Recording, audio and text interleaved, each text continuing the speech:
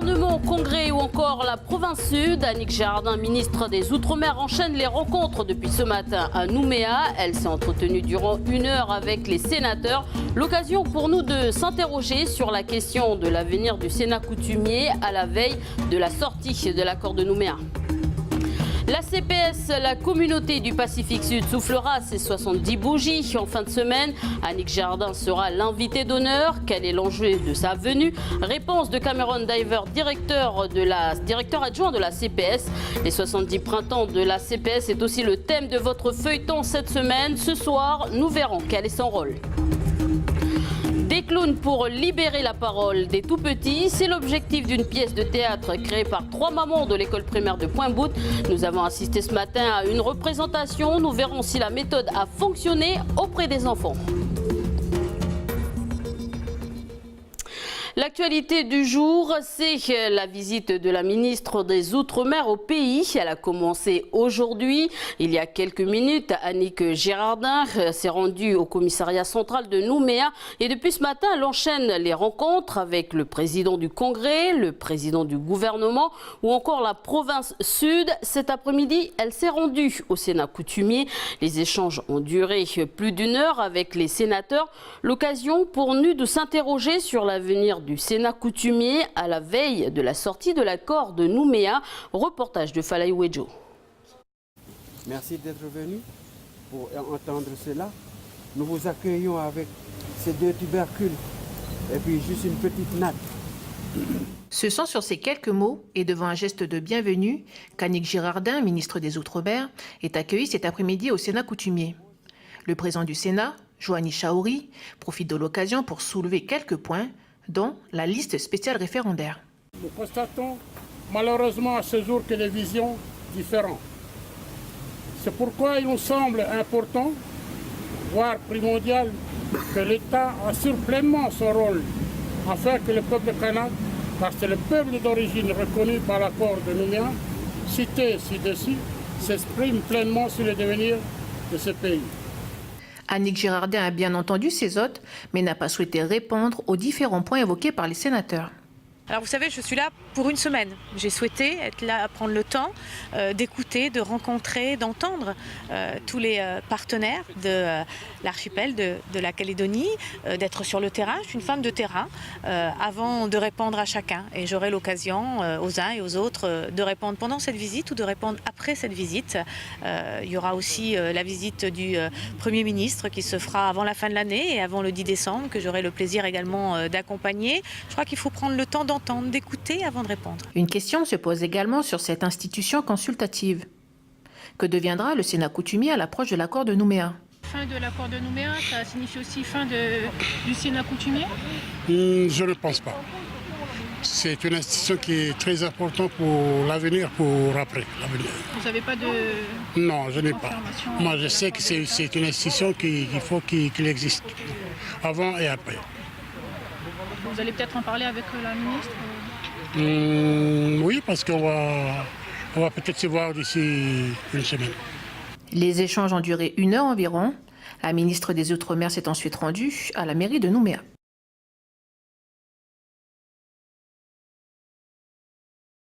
Annick Girardin a été nommée cette année au sein du gouvernement Philippe. Mais qui est-elle vraiment? Je vous propose de découvrir son portrait. Océane Zobler. Annick Girardin est dans la vie de tous les jours Madame Tout-le-Monde, une femme simple d'apparence avec des accoutrements qui font parfois polémique. Dans ce documentaire, Annick, le pirate du courage, on découvre une femme déterminée très jeune à se battre pour son île, Saint-Pierre-et-Miquelon, mais aussi pour la jeunesse. Maman a 15 ans, elle n'a pas peur du regard des autres et assume ses choix. Elle a un franc-parler et c'est une femme très sympathique selon le ministre des Affaires étrangères, Laurent Fabius. Je ne connaissais pas Annick avant qu'elle devienne secrétaire d'État, mais écoutez, elle est excellente. Vraiment, je suis extrêmement content qu'on travaille ensemble. Elle a son franc-parler, elle est sympathique. En tout cas, les tâches que je lui confie, elle les remplit très bien. En Nouvelle-Calédonie, son franc-parler avait d'ailleurs choqué Harold Martin en utilisant le mot résident pour parler des Calédoniens. Grâce à son audace, son énergie et son optimisme, elle a réussi à gravir les échelons en commençant sa carrière comme conseillère d'éducation rattachée au ministère Jeunesse et Sport en 2000 et lance avec son équipe le mouvement politique local Cap sur l'avenir. En 2007, elle devient députée de Saint-Pierre-et-Miquelon jusqu'en 2014 où elle fait son entrée au gouvernement comme secrétaire d'État au développement et à la francophonie. Elle s'est battue pour que la langue française soit reconnue en France, mais aussi à l'étranger. Elle sera nommée en février 2016 ministre de la fonction publique et aujourd'hui ministre de l'Outre-mer. Sa première visite dans le cadre de ses fonctions, c'est son déplacement au pays. Dans une interview accordée à nos confrères des Nouvelles-Calédoniennes, elle déclare son respect, je cite, « des choix venus des Outre-mer pour leur avenir ». Elle a également rappelé, je cite, sa volonté de travailler davantage à l'inclusion et au développement des territoires d'outre-mer dans leur environnement régional et de rappeler dans ce cadre l'attachement de la France au Pacifique. Demain, la ministre des Outre-mer se rendra en province Nord pour y rencontrer son président Paul Niaoutine. Ensuite, direction le RSMA de Koné. Elle terminera sa visite dans le Nord à l'usine de Vavouto. Je vous le disais en titre, officiellement la ministre est venue pour célébrer les 70 ans de la CPS. Elle est attendue ce jeudi et vendredi. Quel lien historique entretiennent la France et la CPS? Réponse du directeur adjoint de la CPS, Cameron Diver. Il répond aux questions de Lindsay Wamo.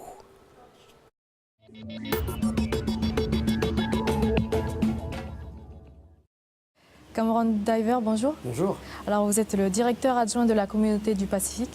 Alors première question pour vous, pour rejoindre un peu l'actualité, la présence de la ministre à votre anniversaire, un signe fort de la France qui réaffirme son engagement vis-à-vis de la CPS, un signe peut-être de nature à vous rassurer étant donné la date du référendum qui approche à grands pas et la vie institutionnelle incertaine de la Nouvelle-Calédonie, peut-être?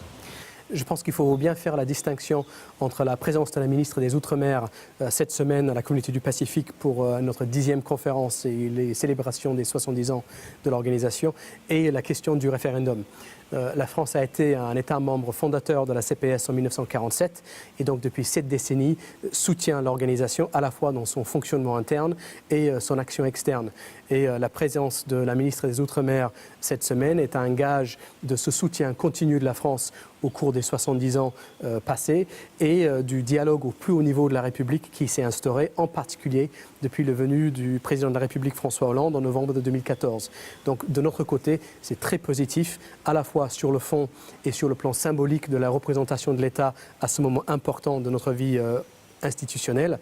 Et puis pour ce qui concerne la question du référendum, ce qui importe à la CPS, c'est bien entendu qu'il y ait une stabilité des institutions pour qu'on puisse continuer à travailler en bonne intelligence avec la Nouvelle-Calédonie en tant que collectivité qui accueille notre siège et aussi qu'on ait un environnement de travail et de vie pour nos agents expatriés qui soit aussi stable et serein que possible. Alors autre question, à quelle hauteur la France contribue-t-elle à la CPS aujourd'hui? La France contribue à la CPS de différentes manières, à la fois sur ce qu'on appelle notre budget principal, qui dérive des contributions annuelles statutaires de chaque État membre. Et pour la France, c'est à peu près 2 millions d'euros annuellement. Et la France contribue aussi à des projets particuliers à travers les mécanismes comme l'Agence française de développement ou le Fonds Pacifique, qui est un autre fonds de coopération géré par le ministère des Affaires étrangères. Et sur ce plan-là, effectivement, actuellement, la France contribue à hauteur de plusieurs millions d'euros à des programmes de la CPS et à des postes clés, comme par exemple le poste de directeur du changement climatique et de la durabilité environnementale, qui a été créé sur des fonds français à la suite de la visite en novembre de 2014 du président de la République, où à cette époque-là, la France était engagée fortement à soutenir les pays du Pacifique juste avant la COP21. Et c'est ce poste-là qui a été créé, encore une fois avec le soutien de la France, pour permettre à la CPS de mieux coordonner l'ensemble de son action en matière de changement climatique, de mieux coordonner son action aussi avec ses pays membres, avec les autres organisations internationales, et donc de soutenir les pays du Pacifique à la COP21 et maintenant, bien sûr, à la COP22 et pour les préparatifs de la COP23. Donc la France est un partenaire très important de la CPS, historique et actuel. L'anniversaire de la communauté du Pacifique Sud, c'est ce jeudi et vendredi. Mercredi, nous vous donnerons le programme des festivités. À cette occasion, nous consacrons un feuilleton sur l'événement. Vous vous êtes sûrement demandé quel est le rôle de la CPS. Réponse de Lindsay Wamo. Aujourd'hui, dans le hall de la communauté du Pacifique, on y trouve plusieurs stands. Sur l'éducation, sur l'environnement ou encore moins familier, la géoscience. Grâce à la CPS, notre région bénéficie d'une formidable technologie que sont les satellites. C'est à cet homme que l'organisation a emprunté ses services. Il est sollicité à la demande des pays du Pacifique, membres de la CPS. Comme par exemple par Fidji, qui demandait à voir les conséquences d'un cyclone qui avait frappé l'île. Ici, on voit très clairement les endroits qui ont été touchés par le cyclone Vincent. Les photos satellitaires ont réalisé des images un jour après le passage du cyclone. Et bientôt, nous espérons que toute la couverture forestière sera rétablie sur l'ensemble des zones qui aujourd'hui n'ont plus de couverture forestière. Sur cette carte, on y voit des images impressionnantes de la commune de Thio. De façon très nette, on constate les dégâts de la mine, mais aussi, plus incroyable encore, ces satellites peuvent distinguer les différentes végétations. Nous avons des logiciels permettant de compter le pourcentage de couverture qui existe ou qui reste. Donc il faut identifier individuellement chaque arbre. C'est un système de classement des objets, c'est un peu le titre technique, qui compte le taux de couverture, le nombre d'arbres. Cette technologie permet d'avoir des informations sur le fonctionnement de notre système naturel et sur la capacité en ressources que nous disposons. Derrière ça, l'enjeu, 2 mots, développement durable. C'est la mission principale de la CPS. Les objectifs de la CPS, réellement, c'est d'améliorer le quotidien des populations dans ces États membres et d'améliorer, à travers la science et des éléments de décision objectifs, la prise de décision politique par les pouvoirs publics, et on fournit des renseignements que l'on considère fiables puisque scientifiquement éprouvés à nos États membres. Donc des objectifs qui se situent à la fois au niveau de la gouvernance des pays et aussi au niveau de la bien-être et de la mise en œuvre de projets pour les communautés et des populations locales. La CPS est l'une des plus anciennes organisations de la région à fonctionner encore aujourd'hui. Elle compte 26 États et territoires membres. Autre actualité, aujourd'hui s'est tenu au lycée Jules Garnier le forum des médias. Le journalisme est un métier d'avenir. 15 classes de tout niveau ont rencontré ce matin des journalistes.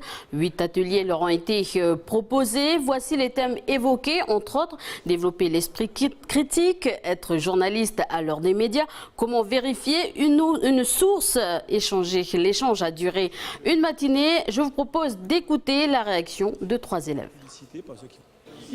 Cette journée, ça m'a intéressée parce que comme l'année dernière, j'avais déjà fait un stage à Nouvelle-Calédonienne de la presse. Puis j'avais déjà aimé, puis là, revoir tout ça, j'aime bien. Cette journée m'a plu parce qu'on a appris des choses sur ceux qui font caméraman, tout ça. Puis c'est net. Moi, personnellement, je voulais pas trop faire journaliste. Et puis, là, les intervenants, ils m'ont expliqué plein de choses que j'ai compris. Puis ça me donne un peu plus envie de découvrir encore le métier. Et puis apprendre encore plus de choses aussi. Et en attendant que ces jeunes décideront du métier qu'ils feront plus tard, les chiffres sont tombés aujourd'hui. Dans un communiqué du gouvernement, à compter du 1er août 2017, le SMG, le salaire minimum garanti, passe de 154 706 à 155 696 francs, soit une augmentation de 0,2%. La dernière revalorisation du SMG a été effectuée le 1er juillet. Autre légère augmentation, le SMAG, le salaire minimum agricole garanti, passe à compter du 1er août de 131 502 francs à 132 344 francs par mois, soit une augmentation de 0,2%.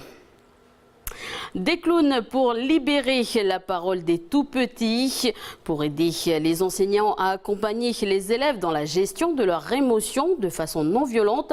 3 mamans ont décidé de créer un spectacle de clowns grandeur nature avec comme personnages Pistache, Cacahuète et Noisette. Regardez ce reportage, il est signé Vanessa Kédé et Océane Zobler. J'adore la menthe à l'eau. Je vais aller me servir toute seule. J'en ai renversé. Pistache. Pistache et Cacahuète, les 2 mamans clowns mettent en scène des moments de la vie courante des élèves, comme faire ses lacets ou jouer à la voiture. Lorsque la situation devient trop conflictuelle, Noisette, une autre maman, sonne l'alarme et tente d'apporter une solution au problème. Il est l'heure d'y aller, Cacahuète. On y va. À la 1, à la 2, à la 3, on y va. Mais regarde, Cacahuète, il est triste. Cacahuète est triste. Il a cassé ma montre. Faut partager. Depuis le début de l'année, ces mamans travaillent en collaboration avec les maîtresses pour favoriser aussi ces apprentissages en classe. Nous, en parallèle, on travaillait sur les émotions en classe, de clôturer un petit peu la séquence avec ce spectacle et de permettre aux enfants d'exprimer leurs émotions, de les comprendre déjà et ensuite de les exprimer.